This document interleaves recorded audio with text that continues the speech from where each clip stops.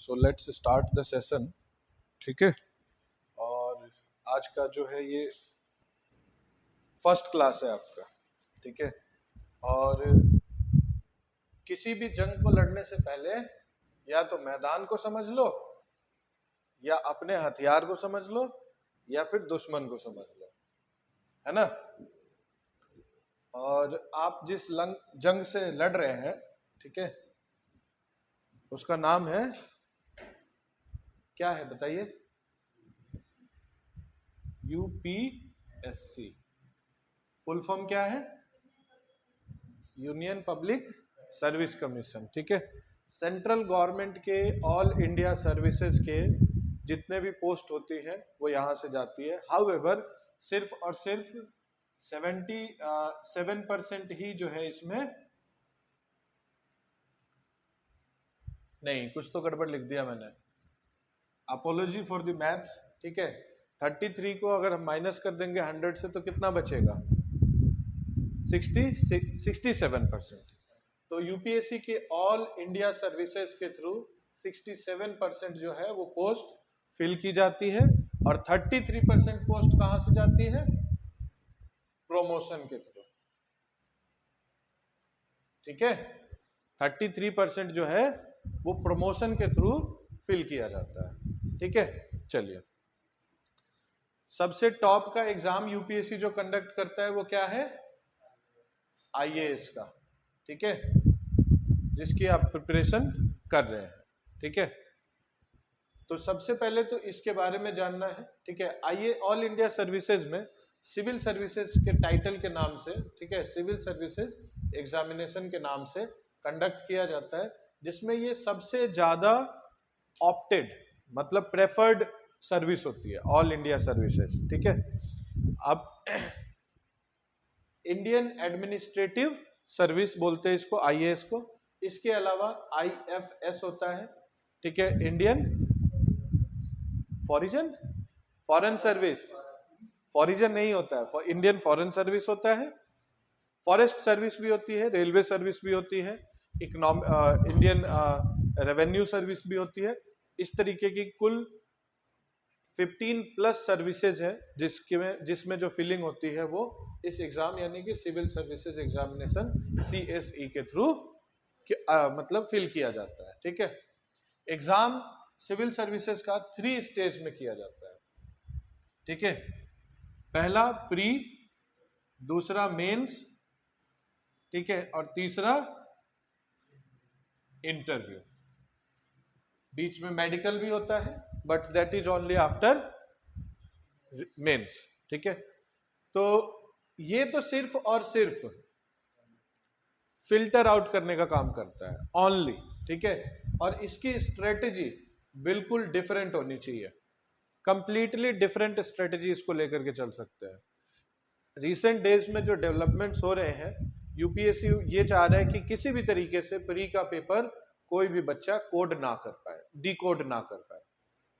मतलब एक पैटर्न हो जाता था, जैसे इस बार जो एग्जाम में आया है उसने एलिमिनेशन मेथड कंप्लीटली रिमूव कर दिया है। ठीक है, अब जैसे फॉर एग्जांपल मैं मान लेता हूं, ठीक है, कि किसी पार्ट में कोई क्वेश्चन है, ठीक है, A B C and D, ये 4 चीजें दी हुई है। ठीक है, अब आपको पता है, पहले का बता रहा हूं, आपको पता है कि ए ऑप्शन किसी भी कीमत पे नहीं हो सकता है। ठीक, ए ऑप्शन किसी भी कीमत पे नहीं होगा, या इसको री नंबरिंग कर दो अगर, तो ये फर्स्ट हो गया, ये सेकंड स्टेटमेंट, ये थर्ड, और ये फोर्थ। तो एलिमिनेशन कैसे काम करता था, आपको पता है कि ये 3 का मुझे नहीं पता, ये हो भी सकते हैं और नहीं भी, ये हो भी सकते हैं और नहीं भी, लेकिन इसका श्योर हो कि 1 तो नहीं है। अब ऑप्शन कैसे आते थे? Option A 1 and second, B 4th and 1, ठीक है, C second and sorry third and first, ठीक है, और डी फर्स्ट एंड, तीनों होंगे। ठीक है, हाँ, ये कर दो आपकी सेकंड एंड थर्ड। अब आपको पता है कि फर्स्ट जो है वो किसी भी कीमत पे नहीं हो सकता, ठीक है। तो ये कट गया, ये भी कट गया, ये भी कट गया। आपको नहीं पता दूसरे तीसरे में क्या बात कही गई है, बट स्टिल आप एलिमिनेट तो कर सकते थे ना, आप इसको एलिमिनेट कर सकते थे, हट गया। और इस एलिमिनेशन में क्या आप 100% श्योर है कि यही आंसर होगा? सोच के देखो, आप 100% श्योर है कि नहीं है ना? क्योंकि आपको एक पता है, एक चीज की श्योरिटी है कि फर्स्ट स्टेटमेंट गलत है। अब पूछ रहे कौन सा इनमें से सही है पेयर, तो फर्स्ट अगर गलत है तो ये नहीं हो सकता, ये भी नहीं हो सकता और ये भी नहीं हो सकता, सिर्फ फोर्थ ऑप्शन बच गया। तो आंसर नहीं पता होते हुए भी आप जो है 100% करेक्ट आंसर को मार्क कर देते थे। इस चीज को इस बार इन्होंने रिमूव कर दिया। अब आपको पता है फर्स्ट नहीं है, ठीक है। अब इसमें आ गया ऑप्शन एनी टू स्टेटमेंट, ठीक है, बी एनी वन स्टेटमेंट। अब ये कौन से दो स्टेटमेंट की बात कर रहा है ये नहीं पता किसी को, आपको सिर्फ और सिर्फ एक का पता है, और गलती से एक और स्टेटमेंट सही निकल गया तो खत्म। अब यहां पे आपका एलिमिनेट 100% तो नहीं खत्म हुआ है, एक तो पता ही कि नहीं है, ठीक है। तो इसका मतलब 3 हो सकता है, ठीक है। अब 3 में से कोई भी, तो 3 हो गए तो मतलब 33% चांस हो गया, ठीक। तो इसमें चांसेस थोड़े कम है, ऐसा नहीं कि इसमें नहीं है, इसमें भी आप चाहो तो अपने तरीके से एलिमिनेशन लगा सकते हो, बट उसकी कोई गारंटी नहीं है, वो हो भी सकता है और वो नहीं भी हो सकता है, 50-50 चांस है। जबकि पिछले वाले मेथड से या पिछले जो क्वेश्चंस का पैटर्न था, उन पैटर्न में ऐसा था कि आप नहीं जानते हुए भी आंसर 100% एक्यूरेसी के साथ अटेम्प्ट कर सकते थे। ये चीज इस बार हटा दिया, ठीक है ना, एलिमिनेशन हटा दिया और इस तरीके से क्वेश्चन पूछने लगे। तो इसका मतलब अब क्या है? इसका मतलब ये है कि वो चाहता है कि आप अपने दिमाग के जितने भी द्वार है सबको खोल करके रखिए। अगर आपने अकबर पढ़ लिया है तो अकबर के बारे में पूरा मालूम होना चाहिए। अगर आपको ऋग्वेद पढ़ा है तो ऋग्वेद का बेसिक आइडिया अच्छे तरीके से होना चाहिए, ये नहीं कि अंदाजा लगा दे, ठीक है, समझ गए? हाँ, अब जैसे ऋग्वेद कितने मंडल में है? ऋग्वेद 10 मंडल में है, तो 10 है तो 10 ही पता होना चाहिए, ये नहीं कि समथिंग अराउंड 9 के अराउंड है, 8 और 9 के अराउंड है, मतलब 9-10 मंडल है उसमें, ये वाला मामला नहीं चलेगा। क्योंकि जो 9-10 वाला मंडल वाला मामला था वो पहले चल जाता जब उसमें पूछते 8, 7, 6, 5, तो आपको पता है जब इतना है तो 9 के अराउंड है, मतलब मैक्सिमम 8 लगा दो, ठीक है। अब नहीं चलेगा वो, अब आपको मालूम होना चाहिए, तो होना चाहिए कि 10 है, उसके अलावा और कोई ऑप्शन नहीं है। और दूसरी चीज, आप जिस सर्विस की तैयारी कर रहे हैं वो देश का सबसे रिस्पेक्टेड सर्विस है, ठीक है। तो उसमें हम ऐसे एक्सपेक्ट भी नहीं कर सकते कि कोई भी ऐरा गैरा नत्थु खैरा चला जाए।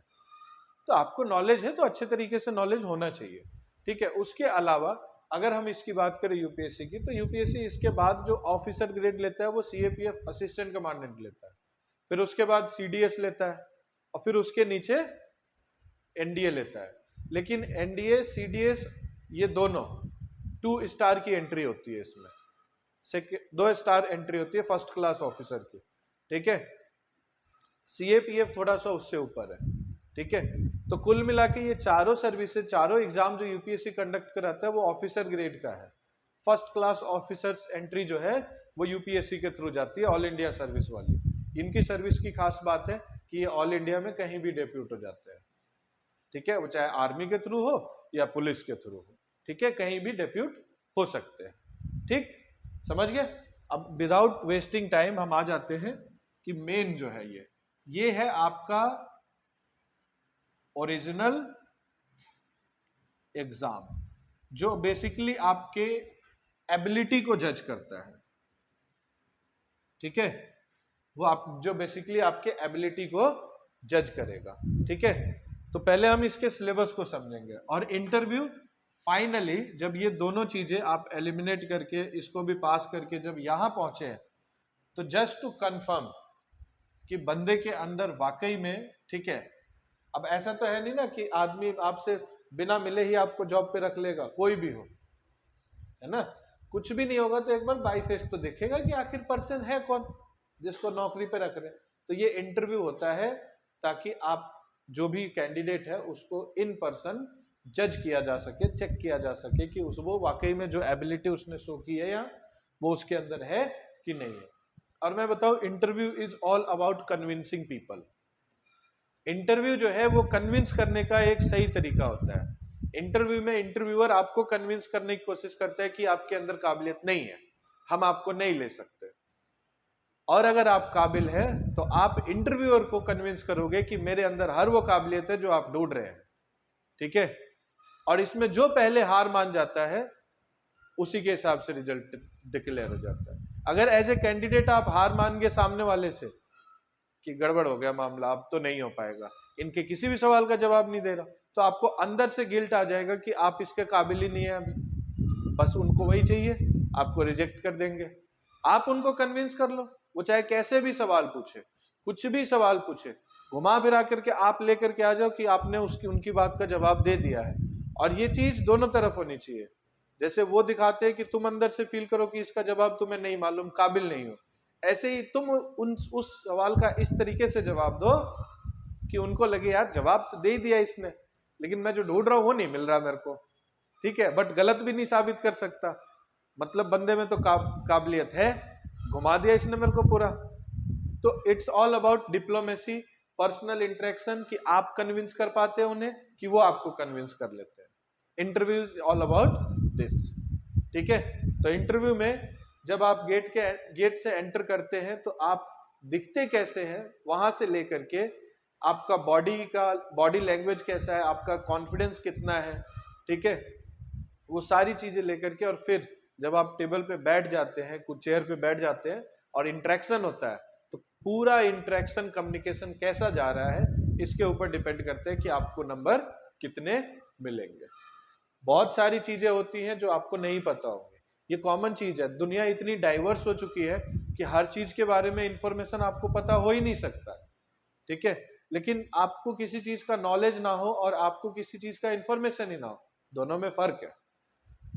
अब चंद्रयान 3 जो है वो लॉन्च हुआ है, मून मिशन इंडिया में जा चुका है, इंडिया से निकल गया है, ठीक है, ये खबर होनी चाहिए। अब ये बात बिल्कुल जरूरी नहीं है कि आपको एग्जैक्टली मालूम हो कि कितने घंटे लगे हैं, कब कैसे गया है, कितने सारे साइंटिस्ट हैं, उन सभी साइंटिस्ट के नाम मालूम हो, सब कुछ तो नहीं जब तक वो सब्जेक्ट नहीं पढ़ोगे, बट ये तो मालूम होना चाहिए कि ऐसी कोई चीज हुई है, ये चीज मालूम होना चाहिए, ठीक है। तो ये है। अब रिसेंट घटना में यूएई गए हैं प्राइम मिनिस्टर, मान लेते हैं कि कल ही गए हैं, आज आपका इंटरव्यू है, कल गए थे, तो ये मालूम होना चाहिए कि उनका विजिट है, वो कल गए हुए हैं और वहां पे होगा, तो बायलैटरल बातें होंगी जो भी होगा। अब जब तक वो होगा नहीं तब तक आपको भी थोड़ी पता होगा। अब उसमें इस तरीके से कोई पूछ ले, आप हवाबाजी में जवाब दो कि हाँ कुछ तो ऐसा होगा, कुछ ऐसा हो जाएगा, कुछ वैसा, तो वो गलत है, ठीक है। तो ये चीज है डिसिप्लिन, बाकी सारी चीजें भी आपके अंदर होनी चाहिए। तो 3 ही स्टेज है, ज्यादा स्टेज है नहीं, ठीक है, लेकिन ये तीनों स्टेज जो है वो बहुत तगड़े तरीके से कंडक्ट किए जाते हैं, ठीक है। आजादी के बाद 51 से लेकर के अब तक जो है वो हमने कई सारे सर्विसेज के एग्जाम जो है वो सिविल सर्विसेज के मतलब जो है वो कंडक्ट कराए हैं यूपीएससी ने, ठीक है। चलिए अब ये बताइए कि सबसे पहले प्री की बात करते हैं। प्री में जीएस पेपर 1 होता है, ठीक है, और एक होता है सी सेट। ये सिर्फ और सिर्फ 33% आपको लेके आना है पास होने के लिए, दैट्स ऑल। ये सिर्फ और सिर्फ 33% पास होने के लिए आपको लेके आना है, ठीक है।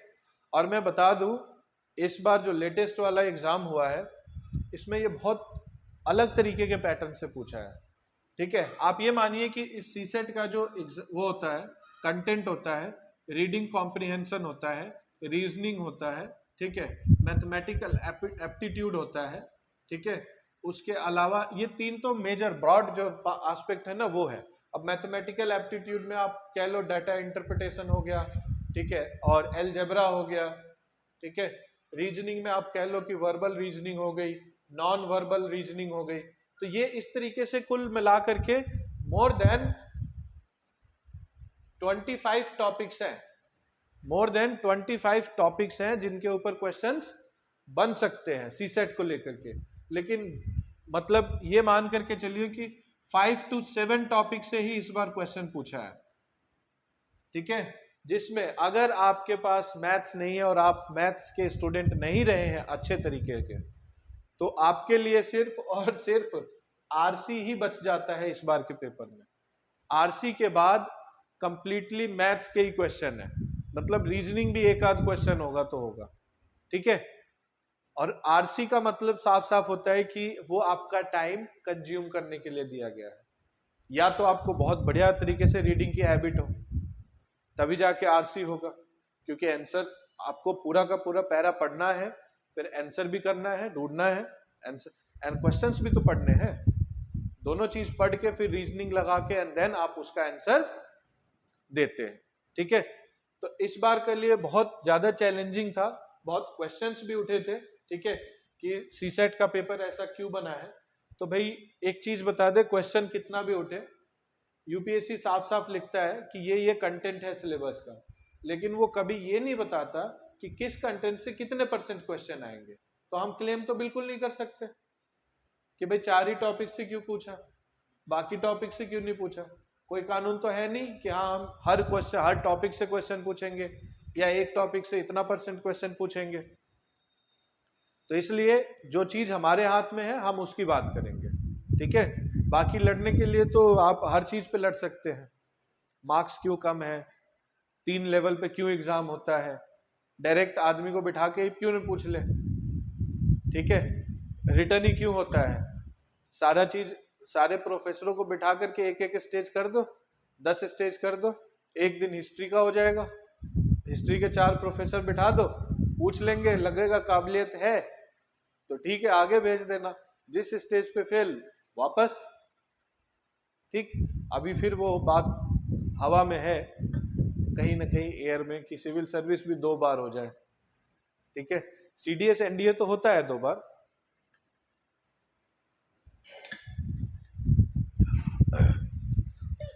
मुंह में साइबेरिया बनाना है, इतना ठंडा पानी दिया तुमने, जम जायदाद मेरे, ठीक है। तो ये चीज है, तो कहने का मतलब ये है कि ये 20-30 टॉपिक है, इसमें हर टॉपिक पे आपको मास्टरी हासिल करनी है, ठीक है। और बहुत सारे बच्चे ये सोच के समझते हैं ना कि मैं सिर्फ ये 5 टॉपिक तैयार कर लूं, ये 5 टॉपिक, उनके लिए ये वाला एग्जाम जो है एक सबक था। या तो रिस्क लेने के लिए तैयार हो जाओ कि एक आध पेपर में एक आध अटेम्प्ट में नहीं होता है तो भी ठीक है, और अगर रिस्क लेने के लिए तैयार नहीं हो तो इसको एक प्रोजेक्ट के तौर पे रखो, टास्क के तौर पे। 25 टॉपिक है, मुझे मतलब बीइंग अ मैनेजर मुझे ये टॉपिक्स तैयार करने हैं तो करने हैं, मैनेज करना है, कैसे भी करके करो, ठीक है। तो इस तरीके से आपको अपने दिमाग को थोड़ा सा सेट करना है कि आपको जो काम दिया जा रहा है वो आप अच्छे तरीके से ईमानदारी से करें, ठीक है। तो ये चीज है, आप जितना डिसिप्लिन अपने काम को लेके रखेंगे उतना ही डिसिप्लिन जो है वो आपका रिजल्ट रखेगा। अब आते हैं पेपर 1 में, ठीक है।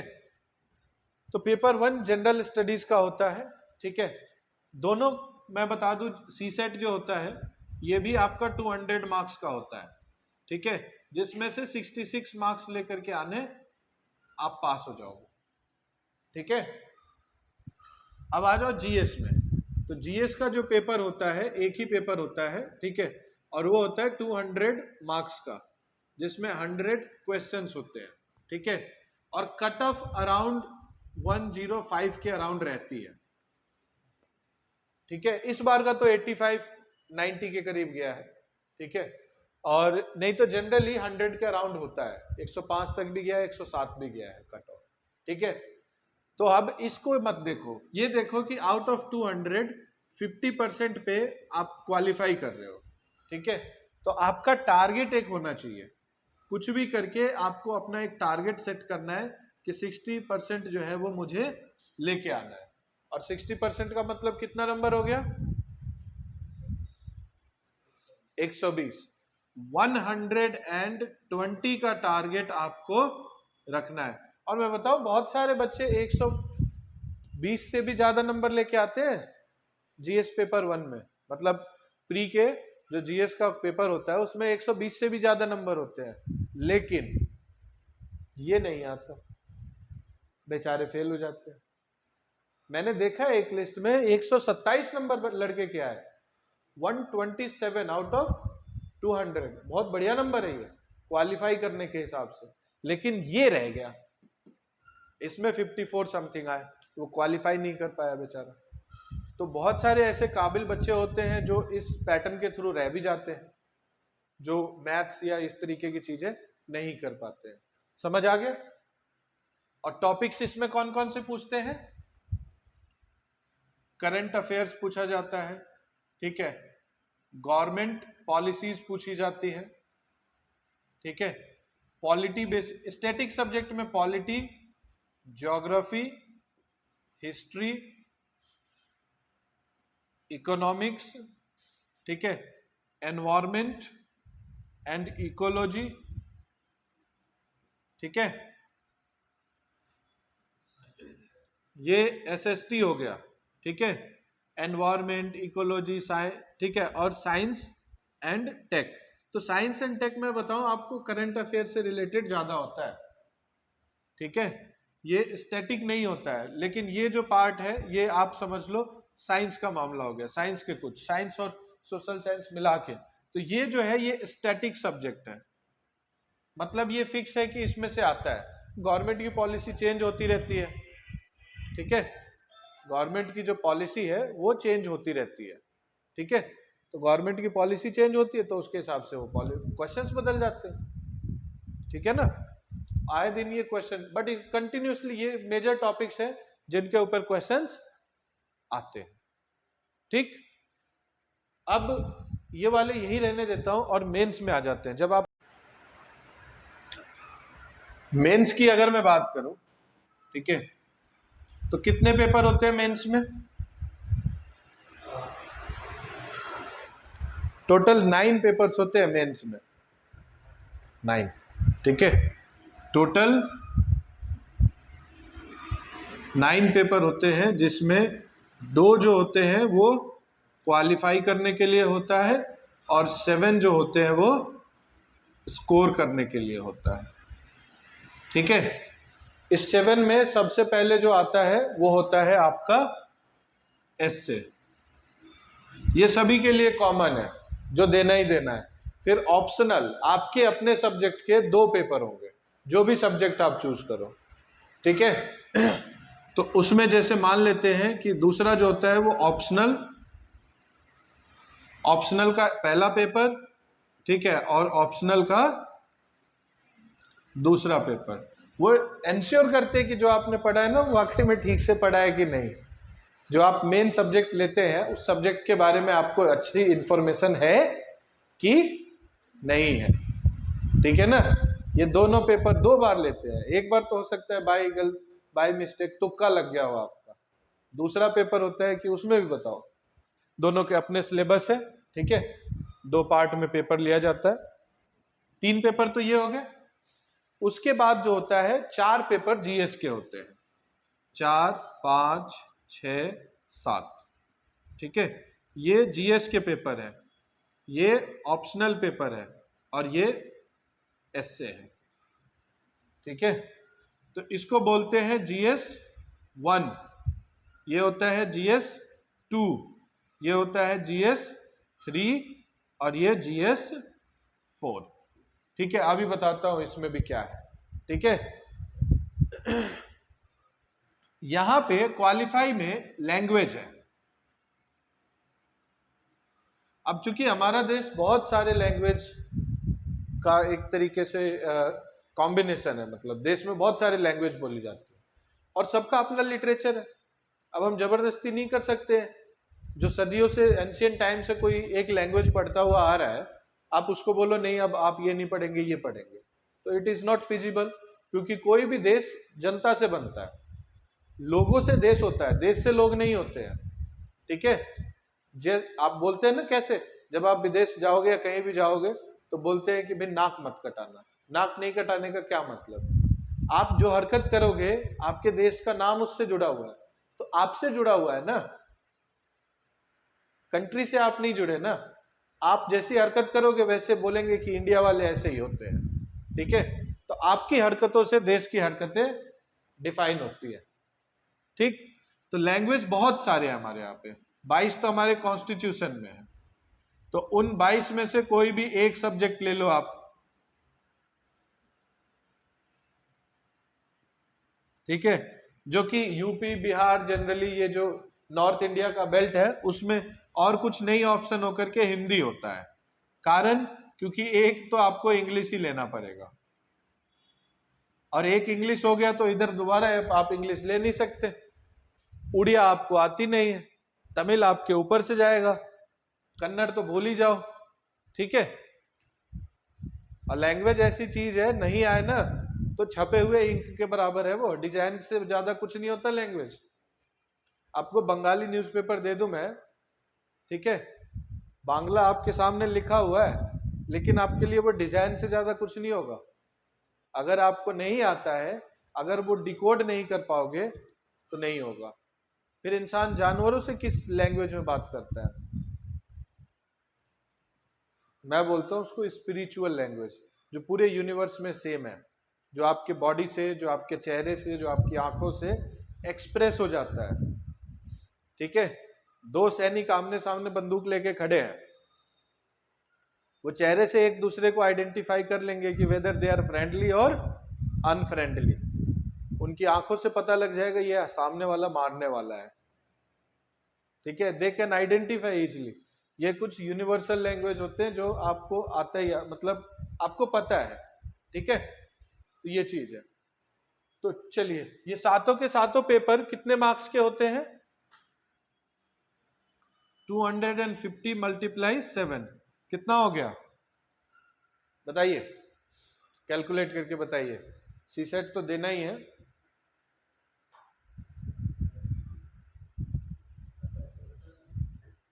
हाँ जी, करेक्ट, 1750। और इस 1750 में ऐड कर दो 275, जो कि इंटरव्यू के नंबर होते हैं। इंटरव्यू में आप किस तरीके से बिहेव करते हैं, आपका बॉडी लैंग्वेज कैसा है, आपकी साइकोलॉजी कैसी है, आपकी सोच कैसी है, जो पैनलिस्ट बैठते हैं वो सब अपना अपना अपने हिसाब से, वो एक्सपर्टीज के हिसाब से आपका नंबर देते हैं, ठीक है? और उन नंबरों का टोटलिंग किया जाता है और 275 में से कितने आते हैं वो दिया जाता है। तो टोटल मिला के ग्रैंड टोटल जो होगा वो कितना हो गया? 25, जिसमें से आप मान करके चलो कि 700 से लेके और 900 में पेपर क्वालिफाई कर जाते हैं। तो ओवरऑल जब आप आते हो ना कि कितने में से कट ऑफ बनती है, ठीक है, तो 50% से लेस में आप पेपर पास कर जाते हो, ठीक है? और ये शर्म की बात है हमारे लिए, ठीक है, कि हम 50% से कम में, हमारी पूरे पॉपुलेशन की यही है, जबकि हमें चाहिए कि और ज्यादा चैलेंज करें, हम 70-80% पे जाना चाहिए ना क्वालिफाई। अभी हमसे 50% भी नहीं जा पा रहे हम, ठीक है? तो ये चीज है। और सबसे शर्म की बात पता ही क्या है? इसमें एक पेपर एथिक्स का होता है, और एथिक्स सीधी सीधी बात कहता है क्या करना चाहिए और क्या नहीं करना चाहिए। अब सोच के देखो कि आखिर में सरकार को ये इस बात के लिए पेपर लेना पड़ा कि आप देखो, पढ़ो कि क्या करना चाहिए और क्या नहीं करना चाहिए। मतलब 12 साल का स्कूलिंग और 3 साल का कॉलेज सब बर्बाद है। 12 साल के स्कूलिंग और 3 साल के कॉलेज में आप ये नहीं समझ पाए कि क्या करना चाहिए और क्या नहीं करना चाहिए। एथिक्स पढ़ाया, मतलब लगाया कि कम से कम इस पेपर के बहाने बच्चे पढ़े, सर्विस में आने के पहले उनको ये बात मालूम होना चाहिए कि क्या करना चाहिए और क्या नहीं करना चाहिए। तो अब बताओ ये क्या प्राउड वाली बात है? ये जनता की क्वालिटी ही तो बता रहा है कि हमारा पॉपुलेशन ये भी डिसाइड नहीं कर पा रहा है कि क्या करना चाहिए और क्या नहीं करना चाहिए। तो इसमें या तो हमें मालूम है और हम विलिंगली नहीं करना चाहते, वो इंटेंशनली हम बिहेव करते हैं कि नहीं हमें नहीं करना ये, या हम शो करते हैं कि हमें नहीं पता करना चाहिए कि करना ही करना चाहिए। ठीक, और ये जनरली तब होता है जब आप छुपने की कोशिश करते हो। आपको पता है आपके दोस्त ने ये गलती करी है, ठीक है, और आप अच्छे से जानते हो लेकिन दोस्त के खिलाफ नहीं जा सकते, ठीक है, तो आप फिर बोल दोगे भाई मुझे नहीं पता, मैं नहीं जानता था कि नहीं था। आप हो गए ना, ये बोले तुम थे, मुझे कोई आइडिया नहीं इस बारे में, उसी से डायरेक्ट पूछ लो। ठीक, क्यों इसको बोलते आप बात खराब नहीं करना चाहते। लेकिन मैं एक बात बताऊं, ये प्रॉब्लम कहां से आती है, ये बचपन से आती है। हमें ये बताया जाता है, या ये कह लो कि हमें कुछ बताया ही नहीं जाता। आप जब किसी से मिलते हैं तो ये जरूरी नहीं कि वो आपका दोस्त हो, आप मान लेते हैं, लेकिन आप 10 दिन एकेडमी आते हैं, 10 दिन ऑफिस जाते हैं, कहीं काम करने जाते हैं, आप मान लेते हैं कि आप जितने लोगों से मिलते हैं वो सब आपके दोस्त हैं, लेकिन नहीं। There is difference between contact and friend. कोई आपका पहचान का हो सकता है, कोई आपका कॉन्टेक्ट हो सकता है, लेकिन ये जरूरी नहीं कि जो पहचान का हो, जो कॉन्टेक्ट हो, वो दोस्त हो। दोस्ती बिल्कुल अलग चीज है, वो 10, 15, 20, 25 नहीं हो सकते हैं, कभी नहीं हो सकते।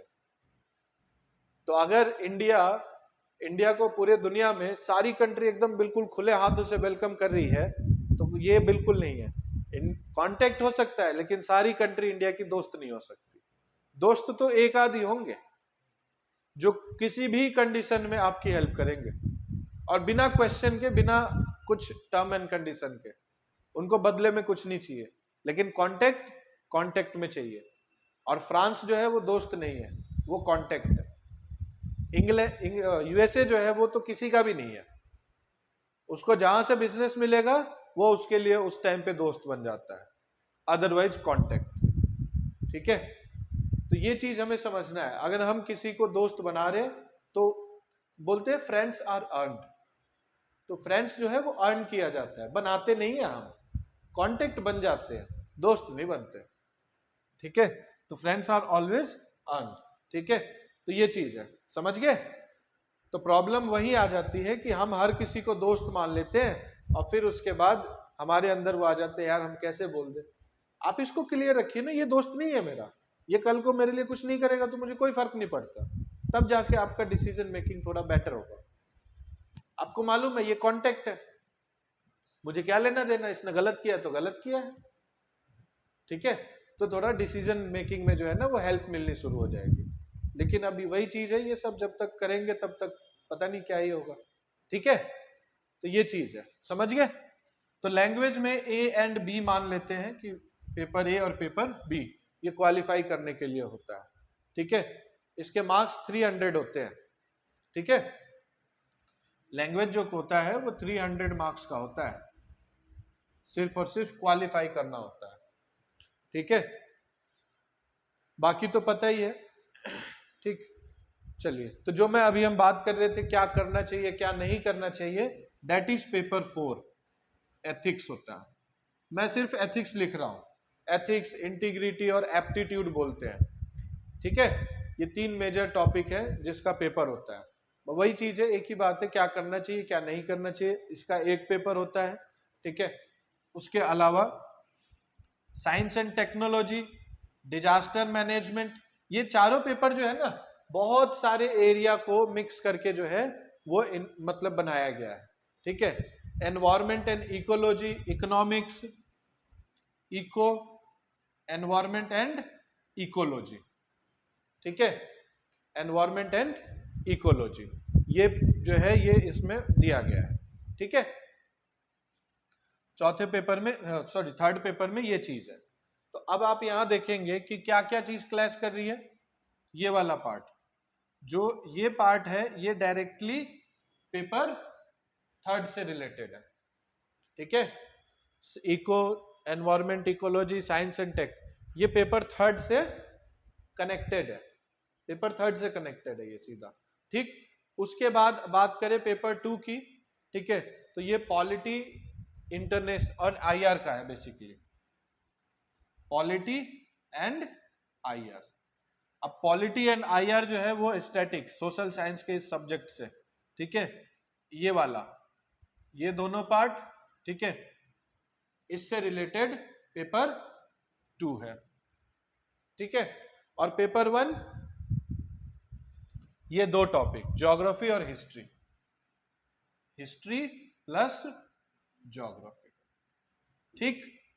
तो ये 4 पेपर है। अब आप देखोगे तो जैसे तैयारी करनी है ना, जब जीएस की तैयारी करते हैं तो जीएस के कुछ मेन जो सब्जेक्ट्स है वो कौन से हैं? हिस्ट्री तैयार करते ही आपका क्या हो जाएगा, जीएस के प्री मेंस का। ज्योग्राफी तैयार करते वहां भी तैयार होगा और यहां भी तैयार होगा, ठीक है। पॉलिटी तैयार करते वहां भी और यहां भी।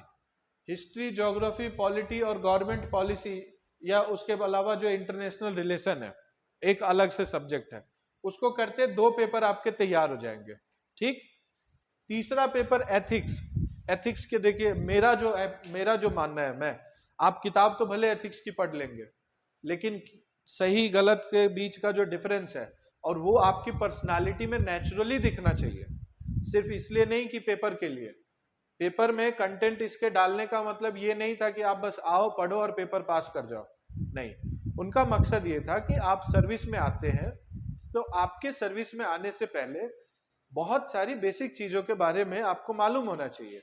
और केस स्टडीज होता है, इसलिए एग्जाम्पल है वो केस स्टडीज कि आपको ऐसा करना चाहिए।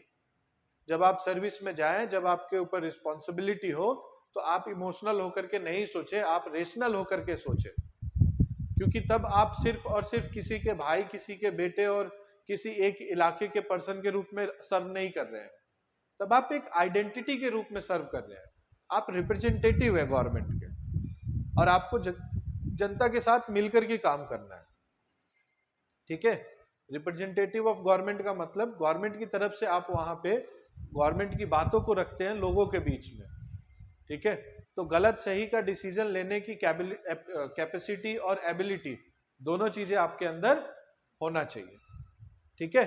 तो पढ़ने का मतलब कि आपके अंदर वो डेवलपमेंट होना चाहिए।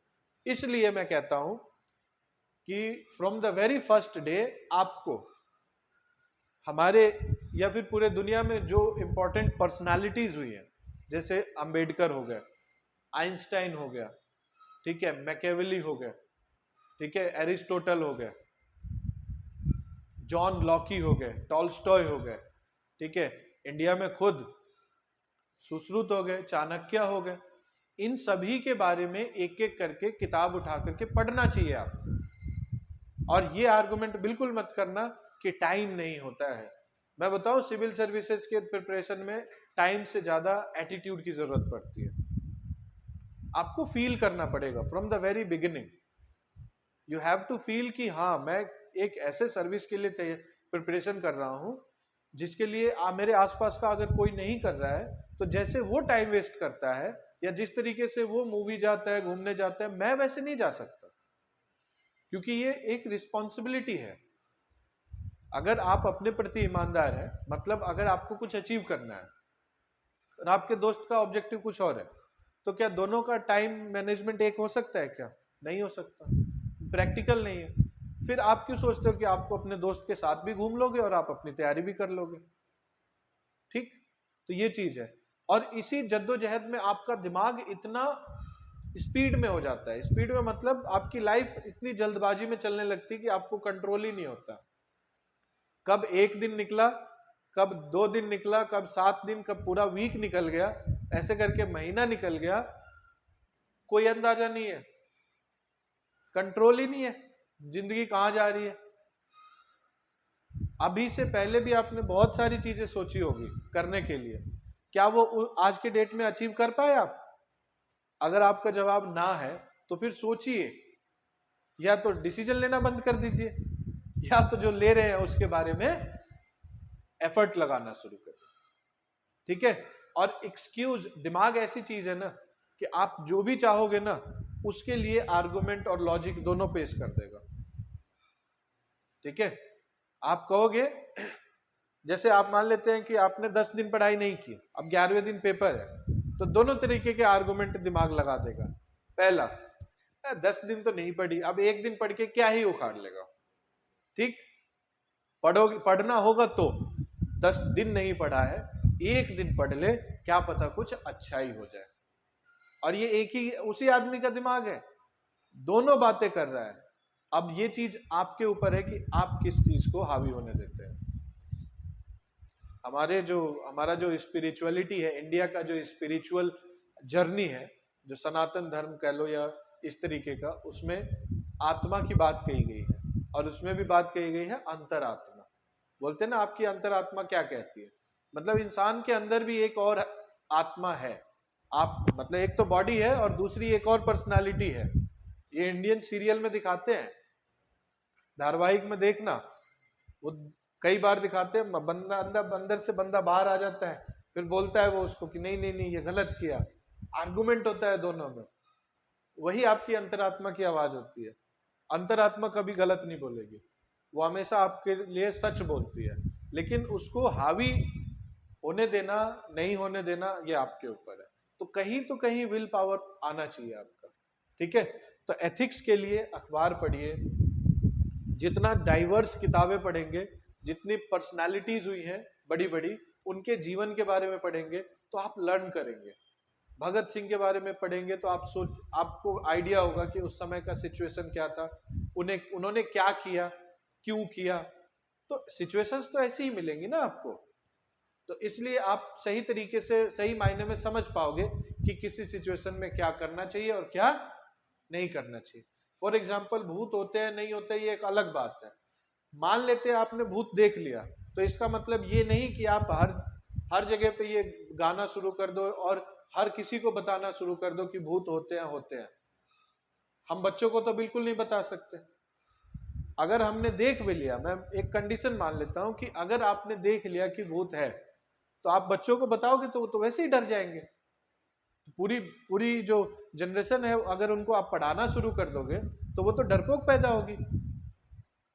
होगी कि नहीं होगी। तो इसलिए जानते हुए भी कई बार हमें हाइड करने की जरूरत पड़ती है। क्यों? For the betterment of big mass. ठीक है, ज्यादा अच्छे के लिए हमें कई बार चीजों को हाइड करना पड़ता है। तो यही सारी चीजें इसमें डिसीजन में आपको लेना है। ठीक है, रहेगी भाई science and tech, disaster management, eco, या ये सारा, तो ये जो पार्ट है प्री का, ये इसको कवर करेगा। ठीक, तो मेनली जो ऑब्जेक्टिव है वो ये है कि हम इसके हिसाब से डीपली स्टडी करेंगे, हम ये सब्जेक्ट प्रिपेयर करेंगे, और जब ये सब्जेक्ट प्रिपेयर हो जाएगा तो इसके 60 to 70% पेपर प्रिपेयर हो गया। ठीक, अब चूंकि इतना प्रिपेयर करने के बाद भी बच्चे प्री में क्यों फेल हो जाते हैं बताइए। ये प्री है, कंटेंट मैचिंग होते हुए भी प्री में क्यों बच्चे फेल हो जाते हैं? प्री में बच्चे इसलिए फेल हो जाते हैं इतना कुछ होने के बाद, क्योंकि वो प्रैक्टिस नहीं करते प्री के हिसाब से। हिस्ट्री वही है, ज्योग्राफी भी वही है, लेकिन ज्योग्राफी में क्वेश्चन इतना ट्विस्ट करके पूछते हैं आपसे कि आप समझ ही नहीं पाते। वही पेपर एग्जाम हॉल से बाहर निकलने के बाद आपको एकदम से आंसर दिखने शुरू हो जाते हैं। एग्जाम हॉल में आपके तोते उड़े होते हैं, वो चीज वही है। और जब तक एग्जाम हॉल से पहले, एंटर करने के पहले, वो पेपर बहुत डिफिकल्ट लगता है, पेपर देखते हैं और ज्यादा डिफिकल्ट लगता है। पेपर दे के बाहर आ गए, फिर वो पीवाई क्यों हो गया, प्रीवियस ईयर क्वेश्चन हो गया। अब वो डिफिकल्ट नहीं लगता। आज मैं बोलूं कि प्रीवियस ईयर क्वेश्चन पेपर उठा करके आप देखो क्वेश्चन डिफिकल्ट लग रहे हैं, आप बोलोगे नहीं जी नॉर्मल है, तो क्वेश्चन पॉलिटी है तो ये तो आना ही चाहिए, पूछना ही चाहिए, बेसिक क्वेश्चन है ये। लेकिन जब एग्जाम हॉल में बैठे होते हैं तो आपके तोते उड़े होते हैं, आपको समझ नहीं आता। Lack of practice. अलग अलग तरीके के क्वेश्चंस को पढ़ना, समझना, आंसर करना, इसकी प्रैक्टिस नहीं होती है, इसके वजह से प्री जो है वो आपके लिए डिफिकल्ट नजर आता है। दूसरी चीज, करंट अफेयर्स को बर्डन के रूप में लेते हैं, जबकि ऐसा नहीं है। न्यूज़पेपर पढ़ने का सही तरीका आपको मालूम होना चाहिए। मैं बताऊंगा कि कैसे न्यूज़पेपर पढ़ना चाहिए आप। ठीक है, अगर आप सही तरीके से न्यूज़पेपर पढ़ रहे हैं ना, तो मंथ के एंड में मंथली कंपाइलेशन पढ़ने की जरूरत नहीं पड़ेगी। ये गवर्नमेंट पॉलिसी जब भी निकलता है तो गवर्नमेंट अखबार में छाप देती है फ्रंट पेज पे कि उज्ज्वला योजना निकला है, छोटे छोटे पॉइंट्स होते हैं कि इतने सिलेंडर दिए जाएंगे, ये दिया जाएगा, ये जो परिवार है ये एलिजिबल होगा, है ना। वही चीज बाद में अब अखबार में नहीं पढ़ रहे हो, आपको लगता है ये एडवर्टीजमेंट है, क्यों पढ़ना है भाई, गवर्नमेंट के एडवर्टीजमेंट तो पढ़ने ही चाहिए, इंपॉर्टेंट एडवर्टीजमेंट है वो पढ़ना चाहिए आपको। उसमें देखो कौन सी मिनिस्ट्री इन्वॉल्व है, अगर मैस्कट बना है तो क्या है, शेरा है कि टिक्की मौसी है, क्या है, ठीक है। तो ये सब चीजें जब आप देखेंगे तो आप अखबार के साथ साथ अपना करंट अफेयर तैयार कर रहे हैं, और नहीं देखेंगे तो क्या होगा, लास्ट में फिर कंपाइलेशन उठाओगे अलग अलग इंस्टीट्यूट के, फिर कुछ अपने नोट्स, फिर टेलीग्राम पे ग्रुप ज्वाइन करके उनके नोट्स, भाई इन्हीं में टाइम वेस्ट होगा। इसलिए बेटर ये है कि आज से तैयारी शुरू करें। और करंट अफेयर्स के लिए न्यूज़पेपर, ठीक है, न्यूज़पेपर पढ़ते हैं तो आपका कई सारी चीजें जो है वो क्लियर होंगी, मैं बता दूंगा अभी आपको, ठीक है। ऑप्शनल आपके ऊपर है, जैसे मैं देखो हिस्ट्री, ज्योग्राफी, पॉलिटी, लॉ और मैथ्स, ठीक है, ये वो सब्जेक्ट है जिसके मेंस की तैयारी हम लोग कराते हैं, ठीक है। यही सब्जेक्ट, ये सब्जेक्ट है तो बहुत अच्छी बात है, आप हमसे ही सारा ले सकते हैं, ठीक है। हाँ, इसके अलावा एक रह गया, सॉरी, सोशियोलॉजी, ठीक है। तो ये सब्जेक्ट्स हैं, ठीक है। तो ये सब्जेक्ट तो हो जाएगा, इसके अलावा फिर मेंस के लिए आपको बाहर मतलब कहीं दूसरी जगह पे आपको दूसरे इंस्टीट्यूट टीचर से आपको कांटेक्ट करना पड़ेगा, ये सब यहीं पर है, कोई दिक्कत नहीं है, ठीक है। तो ये चीज है। अब एक बहुत ही कॉमन क्वेश्चन आता है कि ऑप्शनल में क्या लें। अब बच्चों के पास इंफॉर्मेशन या ओपिनियन बनाने के लिए यूट्यूब के अलावा और कुछ है नहीं, ठीक है। यूट्यूब या सोशल मीडिया पे वो देखते हैं दूसरे क्या रिएक्ट कर रहे हैं, उसके बाद फिर वो अपना डिसीजन लेते हैं। एक कॉमन सी डिसीजन होता है कि किस सब्जेक्ट में सबसे ज्यादा बच्चे पास हो गए, ठीक है, आपने ले लिया। मेरा एडवाइस होता है कि इसमें वही सब्जेक्ट लेना चाहिए जिस सब्जेक्ट में आपको इंटरेस्ट हो, कारण कि अगर क्वेश्चन पेपर ऊपर नीचे हुआ तो जिस सब्जेक्ट में इंटरेस्ट होगा उसके बारे में कुछ ना कुछ आप लिख भी दोगे, जिसमें इंटरेस्ट नहीं होगा, अगर पेपर जरा भी डिफिकल्ट या थोड़ा लाइन से हट के आ गया तो आप कुछ भी नहीं लिख पाओगे, ठीक है। तो जब सब अच्छा होता है तब तो अच्छा अच्छा, लेकिन जरा ऊपर नीचे हुआ तो फिर आपकी तैयारी क्या है, गुल, ये नहीं होना चाहिए। दूसरी चीज, अगर इंटरेस्ट नहीं है तो आप पढ़ नहीं पाओगे ढंग से, एक ही सब्जेक्ट को 2 से 3 महीने लगते हैं प्रिपेयर करने में मेंस के, आप पढ़ ही नहीं पाओगे 2-3 महीने, ऐसा क्या चीज है जो आपको बांध के रख सकता है, आपका इंटरेस्ट, अगर नहीं है तो नहीं। आप ये मत देखो कि कौन किस में पास हो रहा है, भाई जो जिसमें पास होगा वो होगा, या तो फिर आपके अंदर इतनी डिसिप्लिन है कि ये सब्जेक्ट चूज किया तो इसका सारा कुछ, भले हमने पढ़ा ना हो आज तक, सब कुछ करेंगे, तो वो चीज है। तो एक तो होते हैं कैलकुलेटिव मेथड से आप प्रिपेयर कर रहे हैं कि यही करना है तो ये करना है, दैट्स ऑल, और उसमें ये है कि आप ईमानदार हैं, आप सारा कुछ करते हैं टाइम से। लेकिन आप नॉर्मल है, आप जाते हैं कि लिव अ लाइफ हैप्पीली, ठीक है, और सब कुछ अच्छा होते होते पेपर निकालें, तो उसका यही तरीका है, अपने पढ़ने का टाइम फिक्स कर लीजिए, अपने सब्जेक्ट इंटरेस्ट के हिसाब से चूज कर लीजिए और तैयारी शुरू करिए, कोई बड़ी चीज नहीं है उसमें, ठीक है। आपका एटीट्यूड जैसा रहेगा उस हिसाब से होगा। तो प्री और मेंस दोनों क्लियर हो गए, पक्का, कोई डाउट, हो गया ना, क्लियर है ना, क्या क्या होगा, पहले ये होगा, पास हो जाने के बाद फिर इनके पेपर्स होंगे एक एक करके, ये एक एसए का पेपर होगा, ठीक है। तो एसए का अब यही चीज तो मैं बता रहा हूं कि कैसे कैसे ये सारे रिटर्न होंगे, mains is always all about return, हाँ लैंग्वेज भी सब रिटर्न में होगा।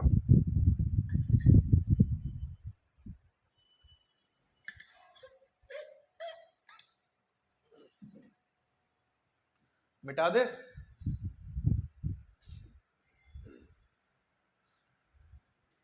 अब बात करते हैं न्यूज़पेपर की, क्यों इंपॉर्टेंट है, किस लिए, और ये कहां कहां आपको हेल्प करेगा। ठीक है ना, बहुत वाइटल है। और सबसे पहले आपको न्यूज़पेपर पढ़ने की ही हैबिट डालनी है।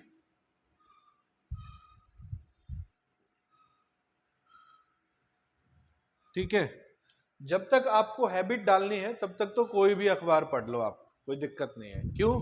क्योंकि अभी आपकी हैबिट में लेके आना है। आप पढ़ते हैं अखबार? कौन सी? द हिंदू? कितने घंटे पढ़ते हो? 1 घंटे? आप पहले कौन सा पढ़ती थी? Times of India? ओके। आप द हिंदू पढ़ते हैं, आज पढ़े हो? हाँ, कब पढ़ते हो फिर? मैं एक बात बताऊं, आपको अपनी हैबिट इस तरीके से बनानी है कि घर से निकलने के पहले उस दिन का अखबार आपको पता होना चाहिए क्या निकला है। ठीक है, क्योंकि आप चाहते हैं आपकी पर्सनालिटी अलग हो, तो बिल्कुल ये हैबिट डाल डाल लो कि घर से निकलो उसके पहले उस दिन का न्यूज़ अप टू डेट आपके पास होना चाहिए। ठीक, पता चला आप ऑफिस गए, सर ये हुआ है, कब हुआ ये? आपको आदत ही नहीं है। किसी सिपाही ने आके बोल दिया, सर आज ही के तो अखबार में था, आपने देखा नहीं? फिर किसी भी इंसान को अप टू डेट रहने के लिए सबसे अच्छी, ये स्कूल में बात बतानी चाहिए एक्चुअली में। अनफॉर्चुनेटली स्कूल कॉलेज में इन सब चीजों पे ध्यान नहीं दिया जाता है, अनफॉर्चुनेटली। तो फिर हम बता रहे हैं आपको कि ये सुबह सुबह, ठीक है, अर्ली मॉर्निंग ये पढ़ लेना चाहिए और इसी की आदत बनाओ। ये आर्गुमेंट बहुत बेकार होता है मेरे पर्सनल ओपिनियन में कि हम तो अखबार पेपर के लिए पढ़ रहे हैं ना, एग्जाम के लिए, इसलिए हम आराम से रात को तसल्ली से पढ़ेंगे। बेकार। आप अपनी हैबिट बनाइए, आपका हैबिट अच्छा होगा तो आपको सक्सेस तो यूं ही मिलेगी। खुद सोच के देखो, मैजिक एस में आप कितना लोड कर सकते हो सामान? टाटा मैजिक एस जो छोटी सी रिक्शा होती है या व्हीकल है, उसमें कितना बैठा सकते हैं? वैगनार में 4 आदमी बैठेंगे, 4 से 6, ठूस ठुसा के 10 बैठेंगे हैं? क्या किसी भी तरीके से 20-25 आ सकते हैं क्या? लेकिन बोलेरो में आ जाएंगे, ट्रैवलर में और आ जाएंगे। क्या डिफरेंस है? कैपेसिटी का। आप अपनी कैपेसिटी बढ़ाइए तो आपको उतनी रिस्पॉन्सिबिलिटी मिलनी शुरू हो जाएगी। ठीक है, और एग्जाम की तैयारी रिस्पॉन्सिबिलिटी लेने की तैयारी है। और रिस्पॉन्सिबिलिटी कैसे? रिस्पॉन्सिबिलिटी में त्याग आता है। त्याग कैसे आता है? जैसे आपकी मम्मी है, सुबह सोना सबको अच्छा लगता है, लेकिन अगर मम्मी किसी दिन बोले कि आज तो हम अपने मन की करेंगे और सुबह सोती रहेंगे, पापा भी लेट हो जाएंगे, बच्चे भी स्कूल के लिए लेट हो जाएंगे, हो सकता है लंच भी ना मिले। क्यों? सब उसी के ऊपर डिपेंड है।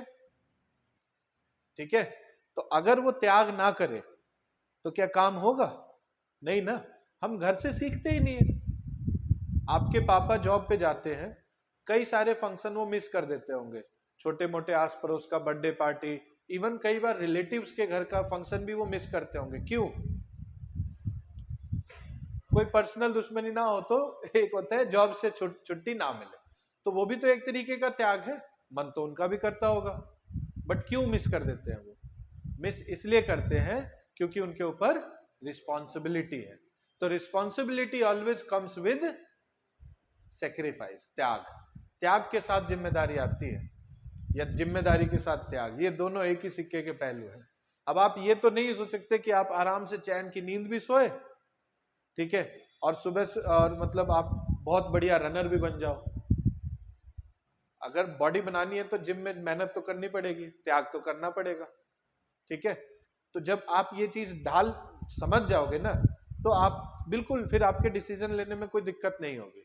देन यू नो कि मेरे लिए सुबह अभी बैठ करके ऐसे आइडियली टीवी देखना जायज है, या मुझे अपना न्यूज़पेपर आज का पढ़ लेना चाहिए। ठीक है, मैं 3 घंटे मूवी के लिए चला जाऊं आज, या फिर अपना टॉपिक पढ़ लूं। ये रिस्पॉन्सिबिलिटी की बात है। ठीक है, तो जब आप ये रिस्पॉन्सिबिलिटी करना शुरू कर दोगे, तब जाके आपका एक रूटीन बनेगा कि आप हर काम टाइम पे करोगे। और जब आप टाइम पे काम करोगे, तब जरूरत पड़ेगी कि आप अपने लिए समय निकालो। अपने लिए मतलब आप कंप्यूटर नहीं है, आप मशीन नहीं है जो एक ही पैटर्न में सारा काम करते रहेंगे। ब्रेन रेशनल है और इसको वैरायटी की जरूरत पड़ती है। इसलिए आप ये फिक्स कर लीजिए कि दिन में 6:1 का टारगेट रखिए कि 6 दिन तो आपका काम है, ठीक है, और एक दिन आपको अपने लिए, उस दिन आप किताब को हाथ तक नहीं लगाएंगे एक्सेप्ट न्यूज़पेपर। ये डेली, इसको तो आप इसमें इंटरेस्ट बनाइए। आपको इसको जिंदगी भर आपको रखना है अपने पास, अफसर बनने के बाद, रिटायरमेंट के बाद, हर चीज में, ठीक है। और आपको अगर घर में आपके छोटे जो है ना पढ़ते हुए देखेंगे तो वो भी सीखेंगे। ऐसे आप उनको कितना भी कह लो आते जाते घूमते फिरते बैठ के पढ़ ले, वो नहीं पढ़ेगा।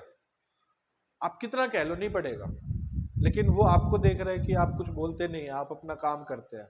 आप सुबह अखबार पढ़ते हैं, फिर खेलने भी जाते हैं, फिर आप आके अपना अपना पढ़ाई भी करते हैं, तो वो आपसे बचना शुरू कर देगा, कहीं कुछ बोल ना दे मेरे को, ठीक है। तो ये भी एक चीज जरूरी है, जब आप जिम्मेदार बन जाओगे ना तो आपकी बात सुनेंगे लोग, ठीक है।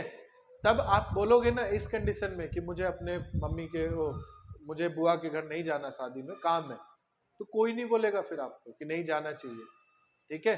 अब आप करते कुछ नहीं है, बोले नहीं नहीं नहीं, उस दिन आप बोलोगे ना पढ़ना है मेरे को, मैं शादी में नहीं जाऊँ, तो उठ के पिट भी जाओगे फिर, बोले बड़ा पढ़ रहा है, देख रहे हम कितने दिनों से पढ़ रहा है तू, आज जाने की जरूरत पड़ी तो तुझे पढ़ाई याद आ रही है। तो पेरेंट्स को पता होता है कब आप बहाना बना रहे हैं, कब आप सिंसियर हैं, उनसे आप धोखा नहीं दे सकते हैं, ठीक है।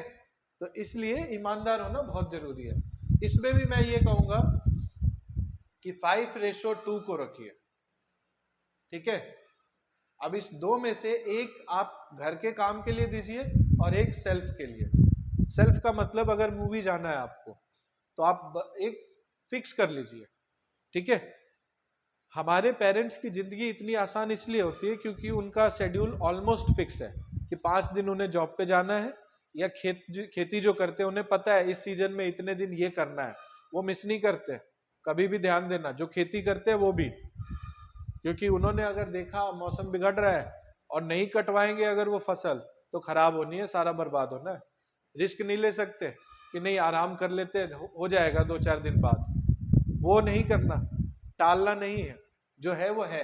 तो आप भी अपने आप को फिक्स कर लीजिए कि भाई मंडे है, फ्राइडे है, सैटरडे है, कोई एक दिन है जो आपके लिए फिक्स है। उस दिन न्यूज़पेपर के अलावा आप कुछ नहीं पढ़ते, उसी दिन आप अपने दोस्तों से मिलिए, सबसे मिलिए, जो भी है, ठीक है।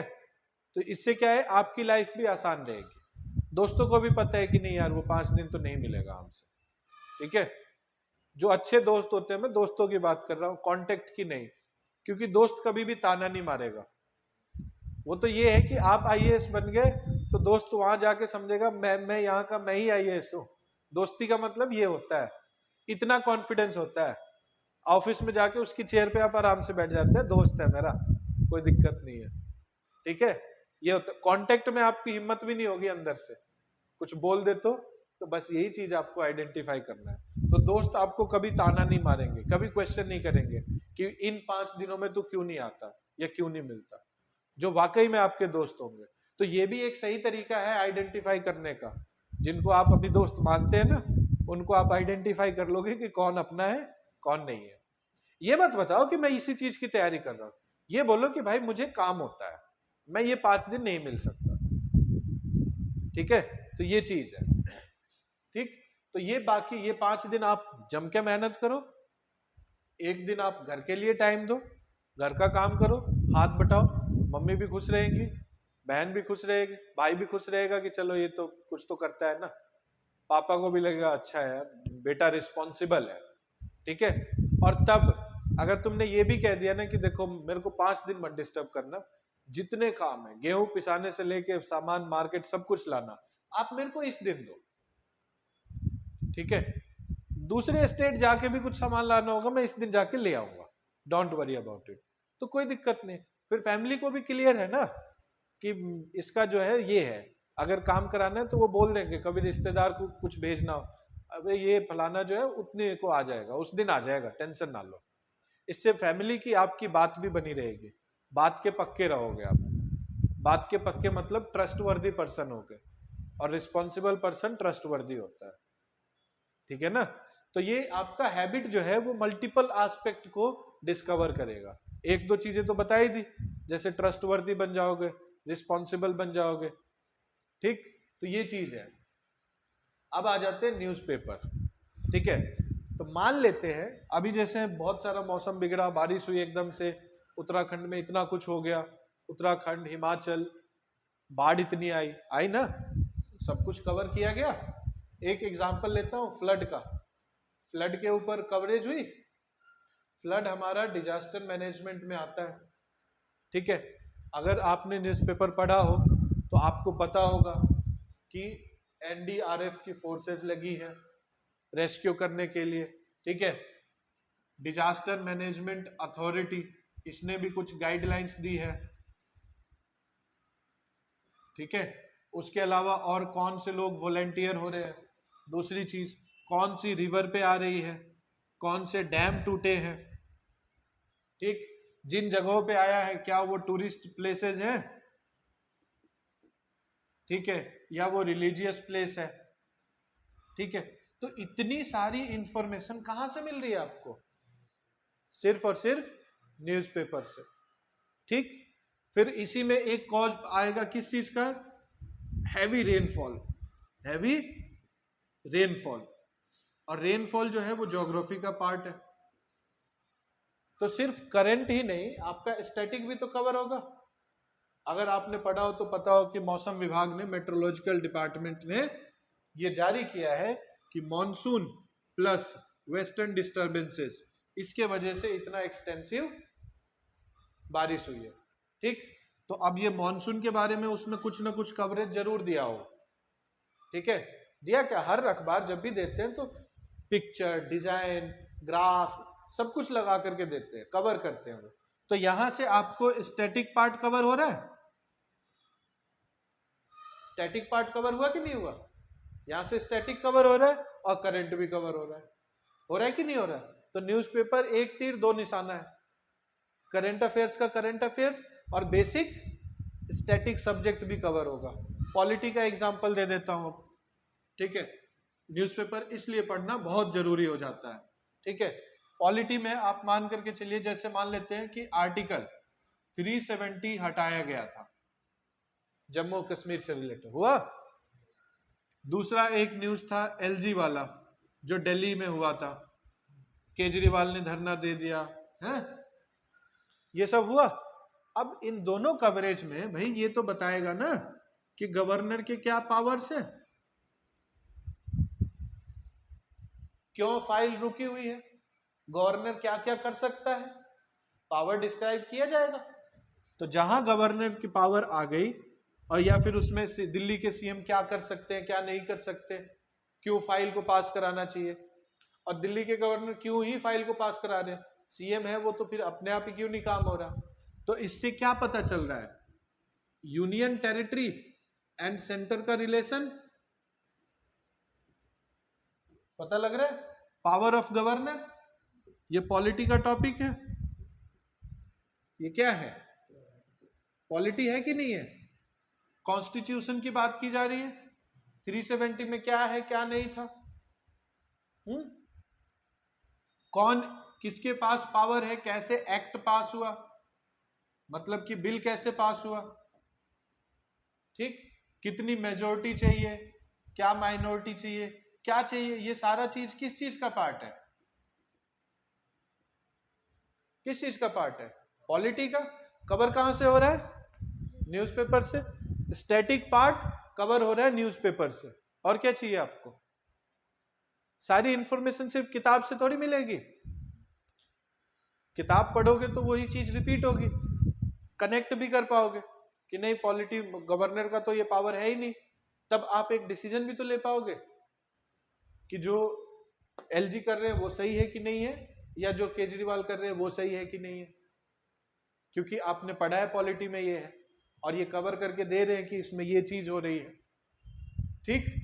तो स्टैटिक सब्जेक्ट के साथ साथ करंट अफेयर्स दोनों चीजें तैयार हो जाती हैं।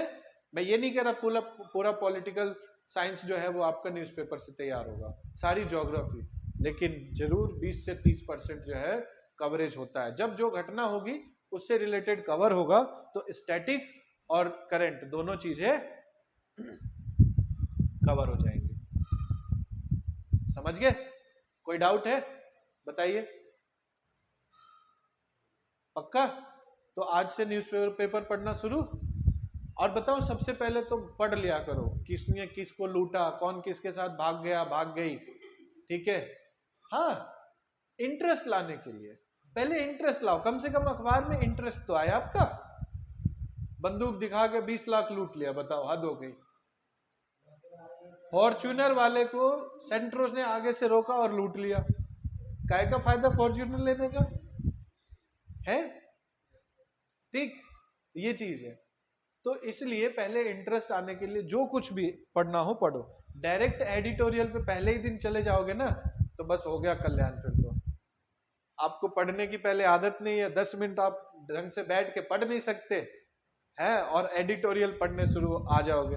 एक तो उसका लैंग्वेज, ऊपर से वर्ड्स, फिर वो कॉन्सेप्ट क्या समझा रहा है वही नहीं पता, क्योंकि आगे पीछे का नहीं पता।